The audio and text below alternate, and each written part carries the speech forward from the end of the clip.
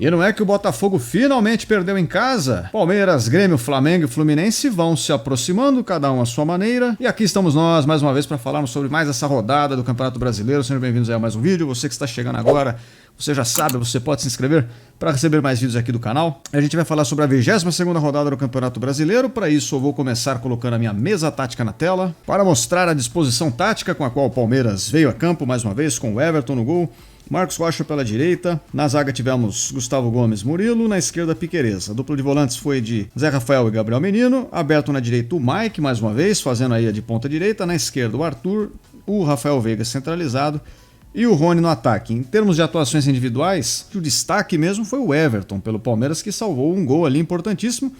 Jogadores de linha, eu diria que o Mike fez uma boa partida, Piquerez também, e a dupla de zaga também uma partida. Os demais razoáveis, tá? E no caso do Arthur em especial, abaixo. Considero que ele jogou abaixo do seu potencial. No segundo tempo tivemos algumas alterações, teve a entrada do Endrick, que entrou muito bem, sofreu uma agressão ali violenta e gratuita. A gente teve o Breno Lopes, que entrou e perdeu o gol que seria o gol da vitória, um gol claríssimo ali. E eu queria dizer sobre essa escalação especial, pessoal, que o Abel Ferreira tem insistido em usar o Mike aqui pela direita, né? Na ausência do Dudu, ele jogou o Arthur lá pro outro lado, o Mike tá jogando junto com o Marcos Rocha, mas isso tira um pouco de velocidade do ataque do Palmeiras. Como assim?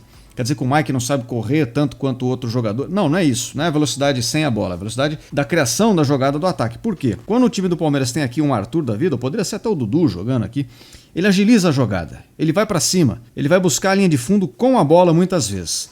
Já o Mike, ele até chega na linha de fundo, mas fazendo ultrapassagem. Então o Veiga tá aqui se aproximando, o Mike passa e recebe uma bola na frente. Assim que ele dá a profundidade, mas ele não é o jogador que vai pegar a bola e partir para cima. E muitas vezes ele não vai ter uma decisão no lance tão rápido. Ele é um bom lateral que, jogando aqui, ele contribui com o time no sentido de ser um construtor de jogo, mas isso é para quando o time está já postado. Então o time vai tocando a bola e tem aqui um jogador a mais para criatividade. E o Abel parece ter feito isso, ele deu uma congestionada aqui no lado direito do campo, ele trazia muito o Rafael Veiga, o Gabriel Menino avançou bastante por aqui também, e o próprio Marcos Rocha. Então o Palmeiras ocupou aquela região para explorar o lado esquerdo da defesa do Corinthians, que é bem vulnerável, né?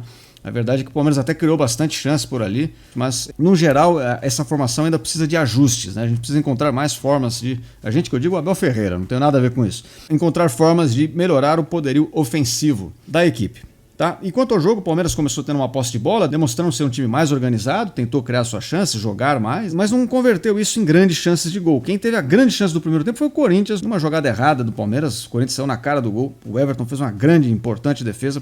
O Palmeiras teve muitas chances de escanteio e muitos cruzamentos na área, o que mais uma vez me chama a atenção, porque coloco aqui que o ataque do Palmeiras não é um ataque alto, e os jogadores que tem para isso estão no banco.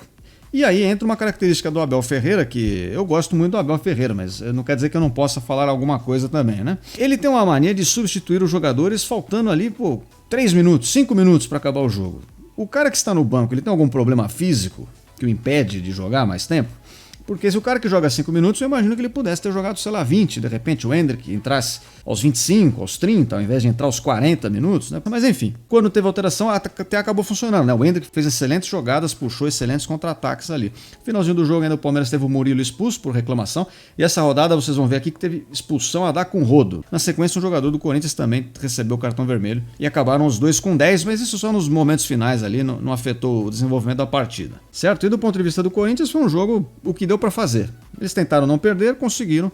Parabéns, né? Do ponto de vista do Palmeiras, foram 2 pontos, acho que ficaram no caminho, eram importantes nesse momento, até inclusive pela derrota do Botafogo, né? Teriam sido muito valiosos para o Palmeiras e acabou não acontecendo.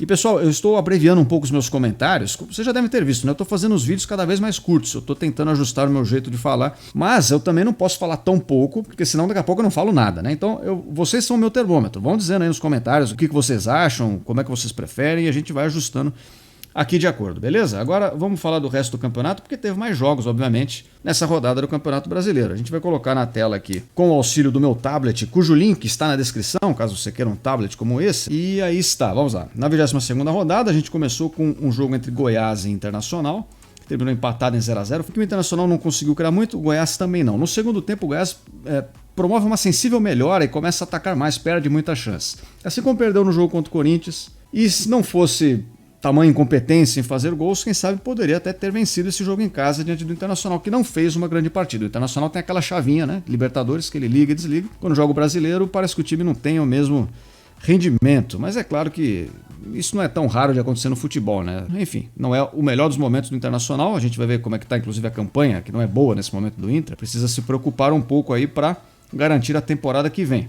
Na Arena da Baixada, na Liga Arena, a gente teve o jogo entre os Atléticos, Paranaense e Mineiro. Um jogo começou exigindo boas defesas do goleiro do Atlético Paranaense. O Atlético Mineiro começou melhor, ou pelo menos criando mais chances. E o Paulinho, vocês se lembram que aquela vez que ele perdeu um gol contra o Palmeiras, eu falei para ele não baixar a cabeça, porque ele era um bom jogador e ele continuaria tendo um bom rendimento, certo? Obviamente ele não viu esse meu recado, eu não tenho nada a ver com isso, mas é fato que desde então o Paulinho tem jogado bem novamente e tem feito muitos gols. Se eu não me engano, já são 4 gols seguidos aí. Então ele tem sido um fator determinante do ataque do Atlético Mineiro, que portanto abriu o placar com um gol do Paulinho, uma bola cruzada para a área, e o Atlético Paranaense a partir daí começou aí sim a ter mais chances. O Atlético Mineiro deu uma esfriada e lance a lance o Atlético foi construindo. O gol foi sendo ensaiado, finalização de fora da área, com defesa do goleiro do Atlético Mineiro, depois cobrança de falta, nova defesa, e até que num passe do Paranaense encontra-se um espaço ali no meio da defesa do Mineiro, e o Vitor Roque, sempre ele também, um jogador que eu sempre elogio aqui, acabou fazendo um gol de empate e terminou assim a partida 1-1.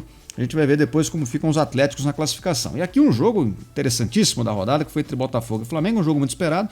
Flamengo porque é o time mais imprevisível de todos, né? O único que eu não consigo prever quando é que ele vai jogar bem, quando é que ele vai jogar mal, porque é um cara, o coroa danado, parece loteria o negócio. E não foi um jogo espetacular do Botafogo, mais uma vez, mas o Botafogo é o time que geralmente não faz jogos espetaculares mesmo e vence. Dessa vez não deu. O Flamengo saiu na frente, né? Abriu o placar muito cedo com um gol ali, um gol contra, uma bola cruzada na área, o zagueiro teve a infelicidade de chutar pro próprio gol, teria sido um belo gol, inclusive, né? Se ele fosse atacante, teria sido um bom gol. E isso deu um novo ânimo ali a partida logo de cara. Na sequência, a Estrela Solitária vai tentar buscar um gol de empate e consegue numa bela finalização, uma jogada ali mais pela entrada da área, consegue um bom gol, mas quem tem mais chances mesmo acaba sendo o Flamengo, ou as chances mais perigosas, né? Sobretudo com o Bruno Henrique, que mais uma vez faz uma excelente partida, deu muito trabalho para a defesa do Botafogo, fez ainda inclusive mais um gol impedido, que obviamente acabou sendo anulado, o Lucas Perry também acabou tendo que fazer defesas, então enfim, o Flamengo conseguiu trazer muito trabalho para o Botafogo, e no segundo tempo, talvez o jogo tenha tido um pouco menos de chances, mas o Flamengo, mais uma vez com o Bruno Henrique,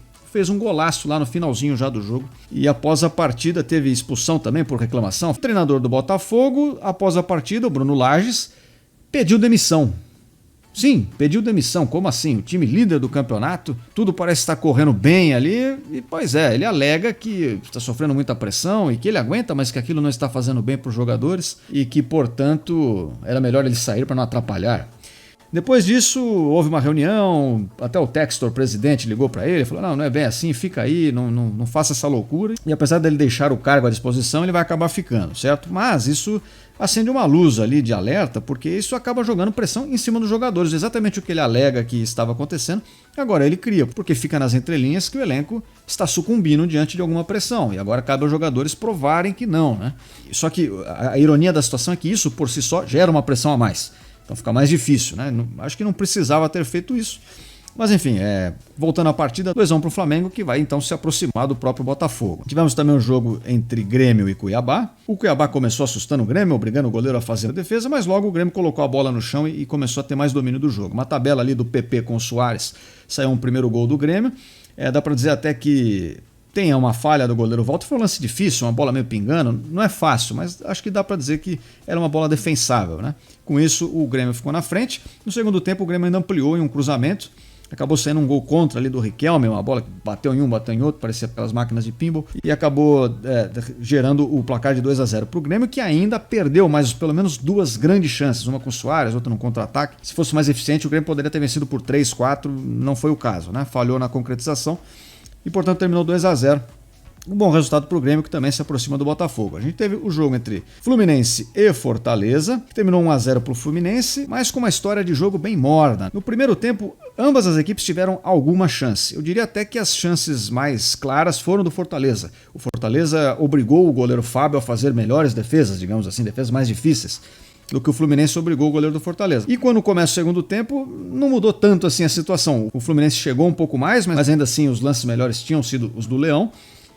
Futebol é bola na rede, o Fluminense conseguiu fazer 1-0 já no finalzinho do jogo, uma finalização ali, uma bola que sobrou na entrada da área e uma finalização do Diogo Barbosa de perna direita. E sim, eu vou repetir para você, principalmente que é torcedor do Palmeiras, Diogo Barbosa, aquele mesmo, ele não só fez um gol, o que é impressionante, mas ele fez um gol de perna direita. Muito bem, parabéns ao Gajo aí. 1-0 Fluminense, com isso ele deu o gol da vitória para a equipe dele. Corinthians e Palmeiras a gente já comentou. Vamos para Cruzeiro e Red Bull Bragantino, que jogaram no Mineirão, e aqui é um jogo com muitas chances para ambos os lados, um jogo que foi movimentado apesar do 0-0. Teve boas defesas do goleiro, teve bola na trave, teve gol perdido. Então 0-0 com cara de 1-1, 2-2, chame como quiser isso aqui. Agora, o grande negócio dessa partida é que o Cruzeiro terminou sendo vaiado pela sua torcida porque conseguiu um recorde muito negativo aqui, atingiu uma série histórica de jogos sem vencer no Mineirão, que chama a atenção, né? A dificuldade que o Cruzeiro tem de jogar em casa. Geralmente as equipes vão até melhor em casa do que fora, mas com o Cruzeiro é diametralmente o oposto, pela forma como os jogos se desenrolam. E mais um jogo como esse, vamos colocar em perspectiva, não é que o Cruzeiro tenha jogado mal, assim, fez uma partida péssima, criou chances, sofreu também, é verdade,